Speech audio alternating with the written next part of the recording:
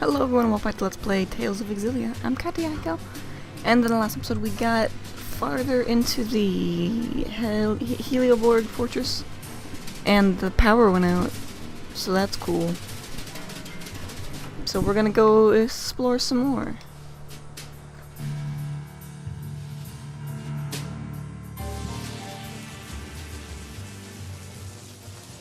That must be Volt.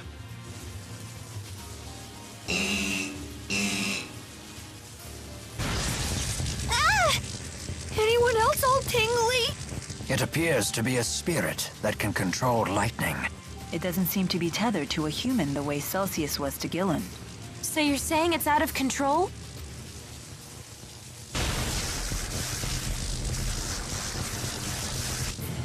We won't get any answers until we calm it down. Yeah, calm it down by kicking its ass. Also, it's level 62. Much electricity. So much sound and light! So what? That's not enough to stop us. Yeah, totally. We totally got this, you guys. I can't remember if I did this on the first try or not. I think I did. I think it was a little annoying though. So there's probably like one more episode I have to post commentate after this, because I looked at the time left on the video, and it's like 34 minutes, so this one's probably like 15 or 20 minutes, and the next one is 15 or 10-ish minutes. Just kinda guessing. But whatever. So that'll be good. I'll finish this post-commentary thing, then I'll marathon through the rest of the game if I can. And we'll call it a video. A series. I mean, I will go through Jude's story as well. But I'll probably go through Jude's story on my own time, since it won't be really exactly blind anymore. Except for, you know, Jude's parts, I'll be blind, but the story, the overall story won't be blind anymore. So I'll probably play through that, and I'll go through Jude's story, and I will Let's Play that as well, but it won't be blind anymore. And I might try and do side quests and shit, we'll see. But I really want to get through this game because Tales of Xillia 2 is out and I want to play it. And I'm not going to do a blind Let's Play of it again because last time I did that, I didn't beat the game in time. Well, there's not an Xillia 3 or anything that's coming out. But there is Tales of Xillia that's coming out. I kind of want to play that too when that comes out. Whenever that comes out. That should be fun. But I really want to just play it. Doing blind Let's Plays is cool, but it takes a long time because I can only play the game when I'm recording. Also, I'm dead. Thank you, Leia, or Lise. I think it was Leia. Don't remember. So whatever. On another note, I got a new PS3, you guys. I've already transferred all of my data over to the new PS3, so it should work just fine when I try and record again. But my old PS3 was kind of old. It's the old fat PS3, the one that plays the PS2 games as well. So it's pretty cool. Was also not. I was out of space on my PS3, and it was starting to die. It wasn't really playing games as good as I feel it should have been. And it was like it flat out, the PS3 flat out refuses to play LA Noire. It just flat out refuses. It can't get past the opening cutscene of LA Noire. And I tried 2 separate LA Noire games. 2 separate games. Because I got it from GameStop. And when it didn't work, I went back to GameStop and they gave me another one, and that one didn't work as well. So I just returned it to GameStop and bought Mass Effect Trilogy instead. And I've only played a little bit of the first Mass Effect game. I haven't even beaten that one yet. And I have the whole trilogy. I should probably beat that. But anyways, so it flat out refused to play LA Noire. And I think it's just because it's just an old PS3, and LA Noire is, I think, notoriously known as a PS3 killer. Don't quote me on that, no. I have no idea. But I figured a newer PS3 would have no problem playing it. Not that I have the game anymore, but if it couldn't play that game, other games might not work so well in the future as well, if they're really graphic intensive. So I just bought a new PS3, because fuck it. But I'll probably give my old PS3 to my mom and sister. They can at least use it for streaming. They already used the PS3 for like Netflix and Hulu and the WWE network and this other Vudu, I think, other video streaming app. So they already use it for all of that, so they might as well just have it and use it for that, and they can still use it for Blu-rays, DVDs. And if they want, they can play games, but my mom and sister don't really play video games. I mean, they can. I mean, like, Kelly did pretty good playing Kingdom Hearts the other day. I bought Kingdom Hearts 1.5 HD Remix, and I played it because I wanted to. And my sister, she actually got... she's on beginner, she's playing it on beginner, but she actually did go through and she beat... she beat Leon in Traverse Town. She actually managed to do that, so she can play games. I know it's on beginner, but she still managed to beat Leon, who I actually have never managed to beat, so... Although I am playing on standard. Yeah, there's a difference, but... I still think she'd be okay. As long as their games have like an easy mode, or like... or she practices it enough, she could probably get through. So she can have that PS3, and if she wants to play video games on it, she can. If not, she can just use it for DVDs and video streaming. It'll be awesome. It'll just be one expensive smart video player, smart Blu-ray player, or something like that. I don't know. I mean, we do have a Blu-ray player, but the Blu-ray player is Dad's, and Dad uses it for Blu-ray stuff. So they can have it. I don't care. By the way, Volt sucks. Not this Volt. I mean, not my friend Volt. My friend Volt is cool. This Volt is not cool. But I kicked his ass. He's gotta kick this thing's ass and call it a day. A little bit more. You guys got this.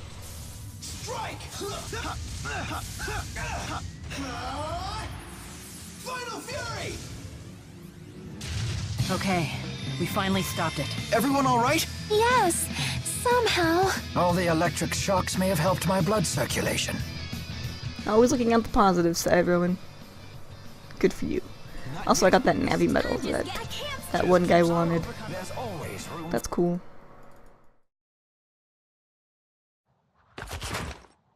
We finally beat some sense into it. Just another easy battle for yours truly. If we've learned anything from Celsius and Volt, it's that Spyrites are tough customers. They're just as strong as the great spirits.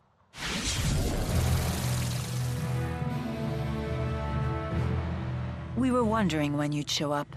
Interesting. I never expected to find you here. So you've come to Olympias after all. I'm assuming you're the one that activated Volt. I don't understand your motive, though. Were you testing its potential? Potential? I would never entrust my people's lives to something as tenuous as potential. I attempted to tether with a Spyrite precisely because it is something you would consider. What? But it was for naught. Their power is far beyond human control. That leaves us with no choice but to eradicate every last Spyrix from this world. So that really is your plan? Don't you realize what would happen? We would end the Otherworld reactor plan once and for all. Surely the end justifies my means. What about the schism? We will leave it in place. As long as Spyrixes exist, the threat of Olympias exploiting Riza Maxia remains. And what of Maxwell? Do you plan to leave him where he is? It is the duty of the strong to ensure that the weak do not perish. This isn't right, Gaius! What about it isn't right? We will safeguard the schism until the last Spyrix is destroyed.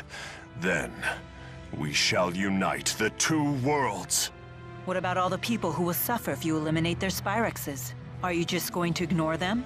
Don't worry about the poor suffering humans. Gaius will protect them. Jude, Milla, you of all people should understand the ideals I'm striving for. What's the point of ideals if you force them on others? Don't you see what's happening? Spyrix is a necessity for these people. Take it away and they'll have nothing left. Jude. You talk only of possibilities. I demand certainties. Maybe you're right, but I can't give up. This conversation is pointless. Please, let's be off. Yes, I suppose you're right. What should we do now? In the end, I couldn't.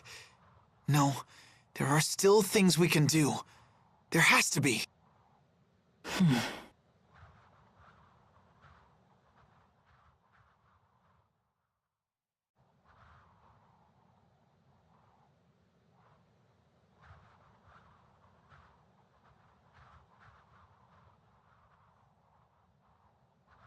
Balin? Balin! Huh? Alfred! It appears the elevator stopped working when the power went out. We must find some way to get them out of there. Let's try climbing to the elevator. Wait! We can use Volt! How? Wait, you can't be serious. You're not planning on tethering with it, are you? Is that really wise? Maybe not, but it's worth a shot.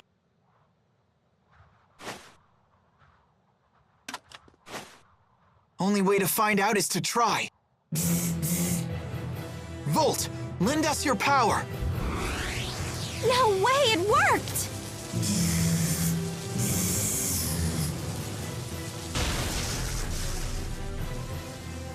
It's still stuck. We need more power. Please, just a little more. Ah! This must be the same backlash that hit Gilland. Give it up, Jude. Not yet! What are you doing? Why do you insist on doing such reckless things by yourself? Look who's talking.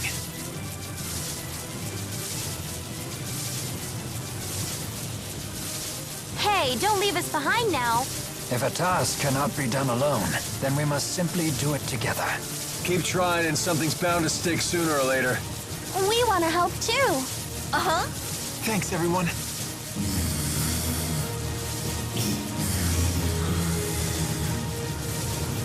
Almost there.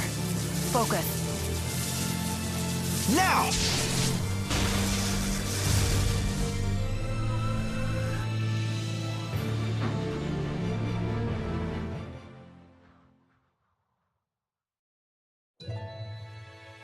Thanks for the save there. Balin, who are these people? They're patients. Each one of them has a condition that makes it impossible to live a normal life, even with Spyrexes. Wait. Does that mean the next generation Spyrexes you've been researching are... Yep. Those little critters they're using are Spyrites. These creatures are Spyrites? They're so cute! But they don't seem any more powerful than lesser spirits. Of course not. They're lesser spirit Spyrites after all. Wait a sec. Are you telling me you don't know how Spyrites are made? Do us a favor and assume we don't. Well, you should ask one of the other engineers if you want the full spiel. But in simple terms, you've all seen spirit fossils, right? If one of you Maxia folks pours mana into one, voila, a Spyrite is born from it. How strange. I guess there's multiple uses to those fossils, huh? The only catch is you need a booster. What? Wait, did you just say booster? Yep. If someone with a booster pumps mana into a spirit fossil, the calculatrix art inside takes physical form. And that's how you make a Spyrite. How are they different from Spyrexes? It's a matter of art precision. These Spyrites can be as precise as the Asperixis devices from back in the day. I didn't expect to hear that name here. Uh-huh. Too bad Asperixis devices consume spirits. Does that mean Spyrites don't kill spirits when they're used?